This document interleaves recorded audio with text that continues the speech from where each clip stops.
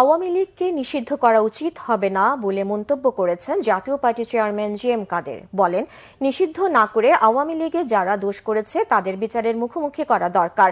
জাতীয় পার্টির চেয়ারম্যান বলেন, এলোমেলো মামলা দিয়ে রাজনৈতিক দল ও ব্যক্তিদের হয়রানি করা হচ্ছে। এর মাধ্যমে দেশে অরাজকতা ও অস্থিরতার বীজ বপন হচ্ছে বলেও মন্তব্য করেন তিনি। জি.এম. কাদের বলেন, আওয়ামী লীগ ও জাতীয় পার্টিকে বাদ দিয়ে দেশের 50% মানুষের প্রতিনিধিত্বকারী দলকে জাতীয় ঐক্যের ডাকের বাইরে রাখা হয়েছে, এমনকি সংলাপেও ডাকা হয়নি। তিনি বলেন, এর ফলে জাতিগতভাবে অবিশ্বাস ও সংঘাতময় পরিবেশের সৃষ্টি হয়েছে। যে কোনো আগ্রাসনে জাতীয় পার্টি মাঠে থাকবে বলেও জানান জি.এম. কাদের। তিনি বলেন, দলের নেতাকর্মীদের নামে মিথ্যা মামলা দেওয়া হচ্ছে, জাতীয় পার্টি নানাভাবে নির্যাতনের শিকার হচ্ছে বলেও অভিযোগ করেন জি.এম. কাদের।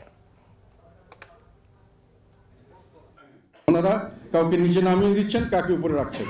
কাজে একটা বৃহৎ অংশ, 50%-এর বেশি অংশকে ওনারা এই ডায়ালগের বাইরে রেখেছে। এই জনসমষ্টিকে রিপ্রেজেন্ট করছে যারা, বা যেই জনসমষ্টির কোনো রিপ্রেজেন্টেশন না রেখে তারা এই ঐক্যের ডাক দিয়েছেন।